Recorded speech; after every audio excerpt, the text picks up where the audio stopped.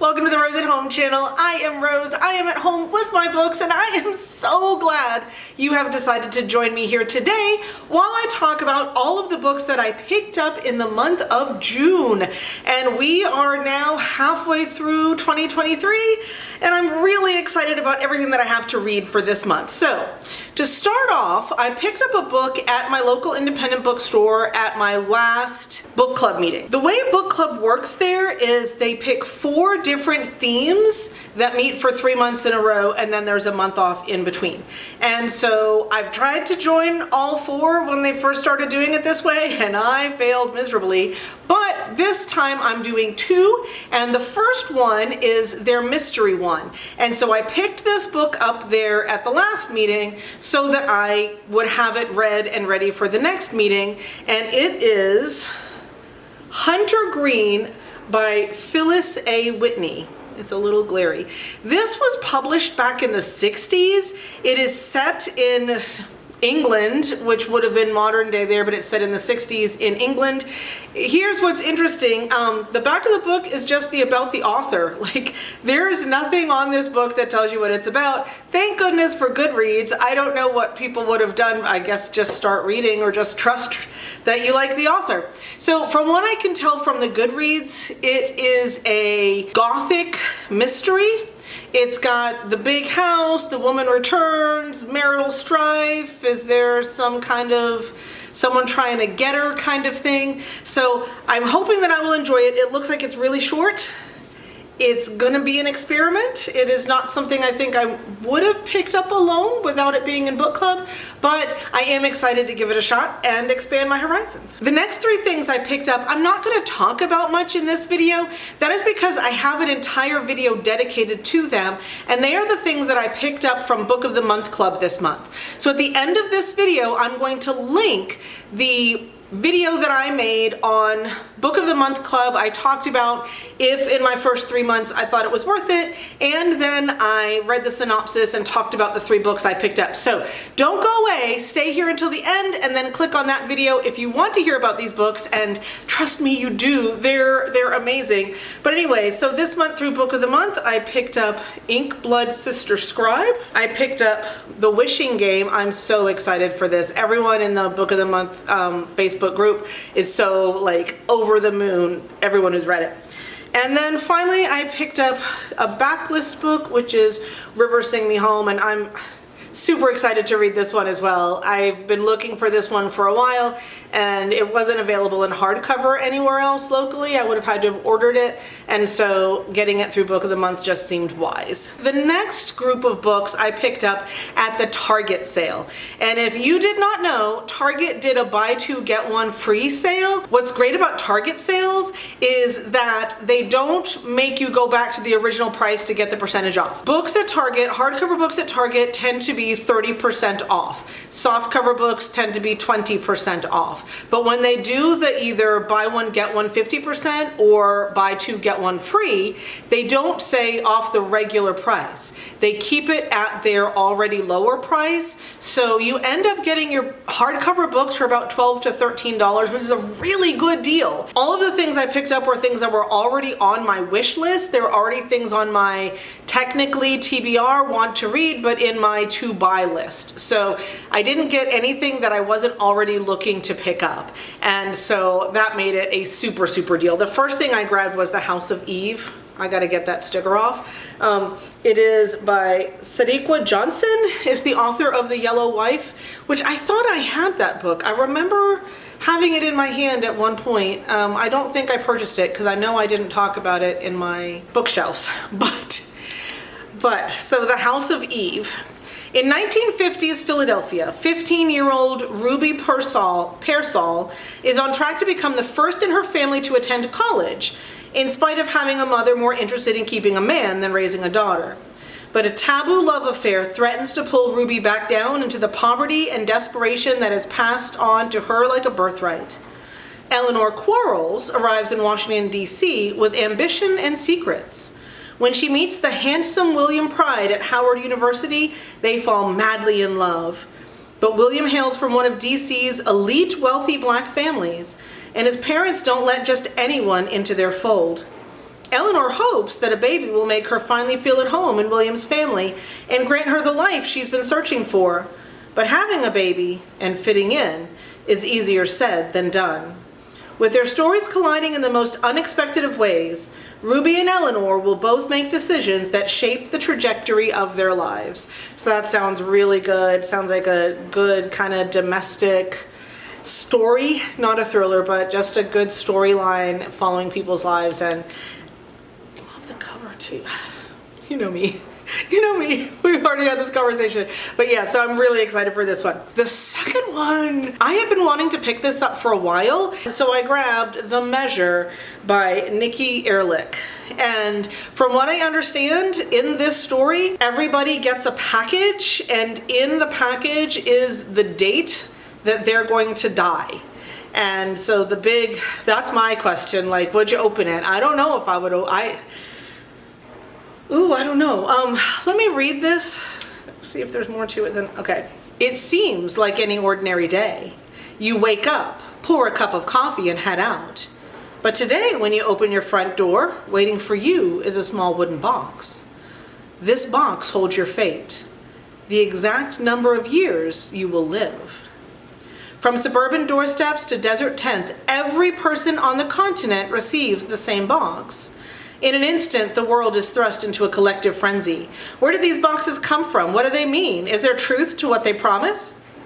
As society comes together and pulls apart, everyone faces the same shocking choice. Do they wish to know how long they'll live? And if so, what will they do with that knowledge? The Measure charts the dawn of a new world through an unforgettable cast of characters whose decisions and fate interweave with one another. Best friends whose dreams are forever intertwined, pen pals finding refuge in the unknown, a couple who thought they didn't have to rush, a doctor who cannot save himself, and a politician whose box becomes the powder keg that ultimately changes everything. Enchanting and deeply uplifting, The Measure is a sweeping, ambitious, invigorating story about family, friendship, hope, and destiny that encourages us to live life to the fullest. That sounds amazing, absolutely amazing. And I, even before I picked it up, but definitely since it's been sitting there, every time I look at it, I'm like, would I open it? Would I open it? I don't know. Would you open it? Let me know in the comments below. Would you open the box? Would you open it? Would you want to know? Or are you happy kind of not knowing? So remember, it was buy two, get one free, so that was two. So we'll just pretend this was the free one. This is Jeannette Wall's Hang the Moon. And since this came out, this was on my list, and it's one of those where I've kind of like, oh, I want to grab it, I want to grab it. And I haven't, but I got it now thanks to Target and their sale. Sally Kincaid is the daughter of the biggest man in a small town. Born at the turn of the 20th century into a life of comfort and privilege, Sally remembers little about her mother, who died in a violent argument with her father, the charismatic Duke Kincaid. When the Duke remarries and has a son, Sally tries to teach him to be as bold and resourceful as their father, and as Sally herself, but her daredevil coaching leads to an accident. To placate her stepmother, the Duke casts Sally out of the big house and out of town. Sally returns at 17, determined to reclaim her place in a family riddled with secrets. This is Prohibition-era Virginia. Women have won the right to vote, but their lives haven't changed. Slavery is over, but lynching is not. Right and wrong don't always square up with legal and illegal. Sally navigates the factions in the town and within her own family to forge her own path. Her journey is a wild ride. So that sounds really good. It's another going to be literary family story, and you know I love those. Okay, so I also went for another romance, and you guys know I don't have the best of luck with romances, and there was a romance this month, and if you would like to see my thoughts on that, they're not great, but maybe you'll find them interesting. Make sure that you subscribe to this channel, click that notification bell so you get notified when I post that video, and my wrap up for June will be up within the next week, and I'll talk about it then. But in the Target sale, I went ahead and picked up Christina Lauren's The True Love Experiment. And this sounds really good, and it sounds like it's not, at least premise-wise, going to be something I have an issue with. So, Felicity, Fizzy, Chen is lost. Sure, she's got an incredible career and as a beloved romance novelist with a slew of bestsellers under her belt. But when she's asked to give a commencement address, it hits her. She hasn't been practicing what she's preached. Live your life like a romance novel? Fizzy hasn't ever really been in love. Lust? Definitely. But the swoon-worthy, can't stop thinking about him all-encompassing feeling she describes in her books? Nope.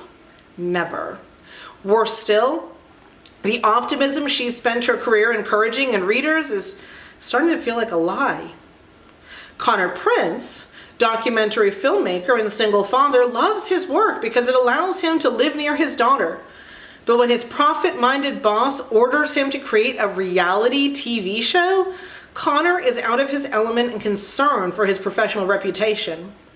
Desperate to find a hook that will set his project apart from the myriad of dating shows already on the air, he finds the perfect solution after an encounter with his ex-wife's favorite author. What if he could show the queen of romance herself falling head over heels for all the world to see? Fizzy quickly picks up his disdain for her genre and gives him a hard pass, unless he agrees to cast the contestants according to her list of demands. To her surprise, he accepts her intentionally impossible terms. She decides to take it as an opportunity to rediscover the joy they've both been missing, and inadvertently proves to him that there is more to crafting a love story than meets the eye. Starring in Connor's show is Fizzy's chance to finally step into the role of romance heroine. But when the lights come up and all eyes are on her, it turns out her happily ever after might just lie behind the camera. It really sounds like it might be the book that I had hoped One to Watch would be, without the size stuff, but still the like unlikely person on a reality romance show and all that they're going through. And I think I'm gonna really like, I think I'm gonna like it. I don't know yet for sure. You know I'm picky when it comes to romance, but I am excited to get to it. Okay, I picked up the next thing because it looked really interesting. The synopsis looked really good. I don't give sci-fi enough of a chance as much as I really love fantasy. And so I grabbed it without realizing it was the prequel to something I hadn't read. But being a prequel, I think I can read it first. So that's the plan. And it is Christopher Paolini's Fractal Noise. From what I understand, it is the prequel to Sleep in a Sea of Stars. Okay, being a prequel, I think I can give you a synopsis, so I'm going to, if you're worried that that's going to ruin that other book for you, kind of jump ahead. Oh. Synopsis is very short anyway. In the silence of space, a beacon calls. July 25th, 2234. The crew of the Atamura discovers the anomaly. On the seemingly uninhabited planet Talos 7, a circular pit 50 kilometers wide. Its curves not of nature, but of design. Now a small team must land and journey on foot across the surface to learn who built the hole and why. But they all carry the burdens of lives carved out of disparate colonies in the cruel cold of space. For some, the mission is the dream of a lifetime. For others, a risk not worth taking, and for one, it is a desperate attempt to find meaning in an uncaring universe. Each step they take toward the mysterious abyss is more punishing than the last, and the ghosts of their past follow. See, that sounds good. I'm okay with that. I haven't read the other book yet, and it's got really pretty end pages.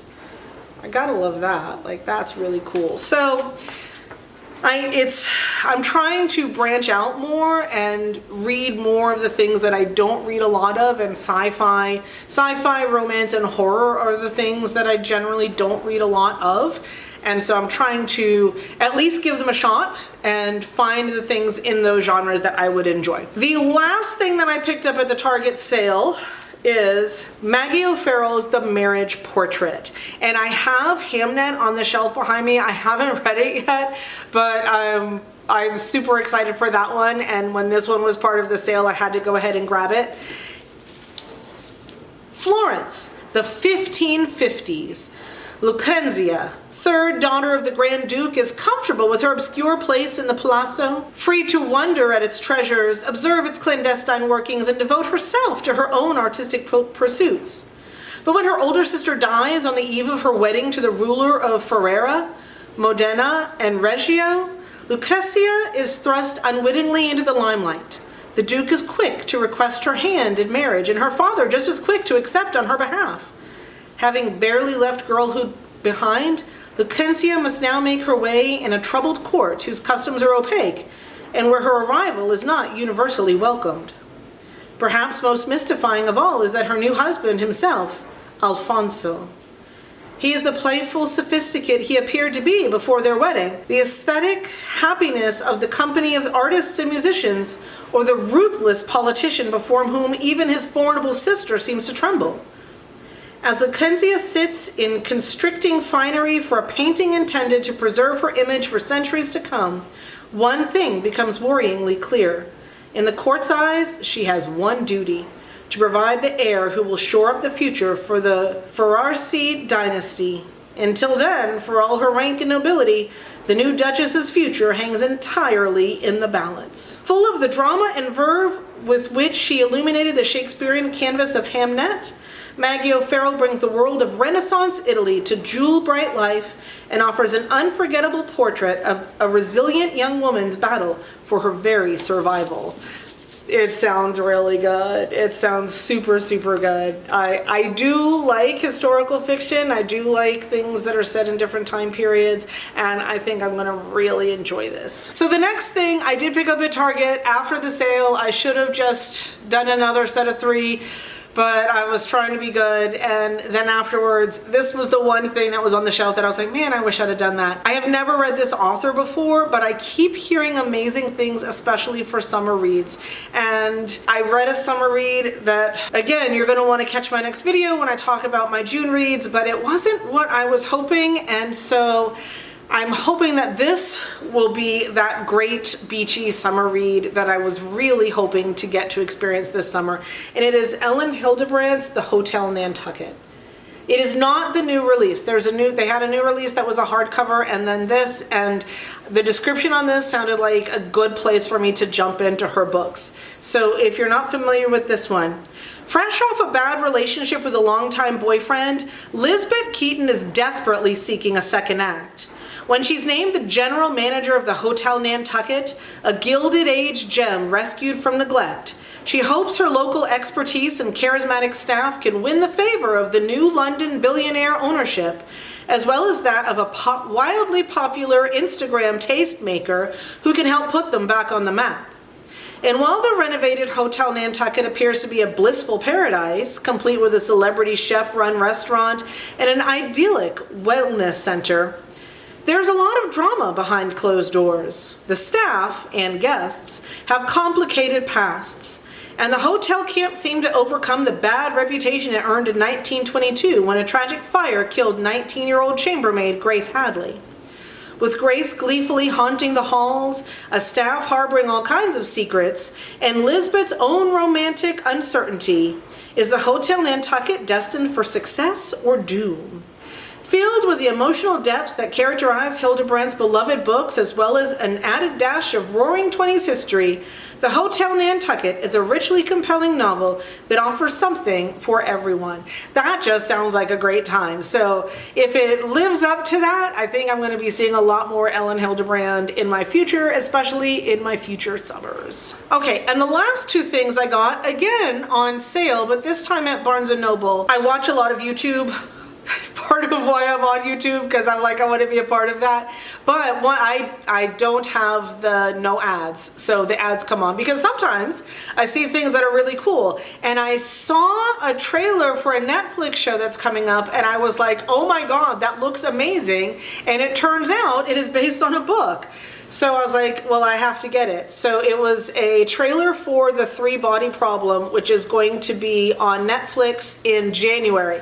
So I have a little bit of time before I need to get this read, but I absolutely want to get it read, and that trailer is still in my mind, and I'm still like, no, maybe this will be sooner rather than later. Okay, so So the back of the book just has blurbs. So there's nothing on here that tells you what it's about. So I got my handy dandy phone. Set against the backdrop, this is Goodreads. Set against the backdrop of China's Cultural Revolution, a secret military project sends signals into space to establish contact with aliens. Yay, another sci-fi. An alien civilization on the brink of destruction captures the signal and plans to invade Earth. Meanwhile, on Earth, different camps start forming, planning to either welcome the superior beings and help them take over a world seen as corrupt, or to fight against the invasion. So I think I'm really gonna like this. I'm super excited to get to it. This might be a sooner, definitely I think a sooner rather than later. And finally, yeah, I bought a good bit of books this month. This is one that has been on my radar for a while. I debated trying to order the hardcover because I'm positive I'm gonna love it and I'm gonna want the series. But because they had the BOGO 50 at Barnes & Noble and they had this, I went ahead and grabbed it so that I could just get to reading it instead of continuing the back and forth debate of do I order it, do I not? And it is Finlay Donovan is killing it. And from what I understand, Finlay Donovan is a writer and she's talking with her. Let me just read the thing. Okay. Finlay Donovan is killing it, except she's really not. As a stressed out single mother of two and a struggling novelist, Finlay finds her life in chaos. When Finlay is overheard discussing the plot of her new suspense novel with her agent over lunch, she's mistaken for a contract killer and inadvertently accepts an offer to dispose of a problem husband. Finlay soon discovers that crime in real life is a lot more difficult than its fictional counterpart, as she becomes tangled in a murder investigation. Fast-paced, deliciously witty, and wholeheartedly authentic in depicting the frustrations and triumphs of motherhood, Finlay Donovan is killing it as the first in a brilliant new series of from award-winning author Elle Cosimano. So yeah, I've been wanting to grab this for a while. I think I'll really, really enjoy it. I think it's going to be funny plus mystery, and I think that's going to be a winning combination for me. Okay, so yeah, that was a good bit of books. I love those Target sales. I love the BOGO sales. I love my independent bookstore, and so I also really love buying books. I also love getting to sit here and talk to you, and again, I'm so glad that you're here. I'm super glad that you made it all the way to the end. I hope you come back and watch another video, and don't forget, if you didn't get a chance to catch the video of my unboxing of Book of the Month for June, where I talk about the 3 books from the beginning of this video, please go ahead and watch it. I'm going to leave it attached somewhere right here. Go ahead and click that, watch that video. I'm positive you're gonna love it. In the meantime, I hope you have an absolutely amazing week, and I hope you get to read some really amazing books. Bye, y'all.